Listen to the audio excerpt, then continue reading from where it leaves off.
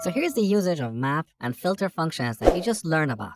These two functions are pretty useful in Python, and they're often used by developers who come from a functional programming background.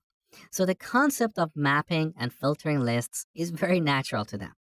But in Python, we have another feature for achieving the same result, and as far as I know, we don't have this feature in other programming languages. That is called comprehension. So let me show you how that works. Here's the basic syntax. We add our square brackets for defining a list, and here we'll write a comprehension expression like this. Expression for item in items. Well, this part is very familiar to you, right? It's like a for loop. So we are iterating over an iterable and then applying this expression on each item. In this example, if you want to get the price of each item, we can write an expression like this, item of 1. So this is what we call a list comprehension, and it produces the exact same result as what we have on line 7. So let's store the result in prices. As you can see, this code is shorter and cleaner. We don't have all these parentheses and colon. In my opinion, what we have on line 7 is a little bit ugly and noisy. Now, some developers might disagree with me, but generally speaking, in the Python community, the preferred way to map and filter lists is to use list comprehensions.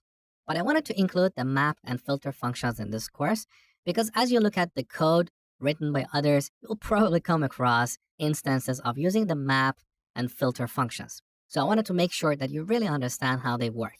But as a best practice, my recommendation to you is to use list comprehensions because they're cleaner and also more performant. So this is how we can use a list comprehension to map a list into a different kind of list. Now, as part of this mapping, we can also filter items. So if I want to rewrite what we have on line 10, using a list comprehension, that would look like this. Filtered, we set it to square brackets. So we're defining a new list. No need to call the list function. In between the brackets, we'll write an expression.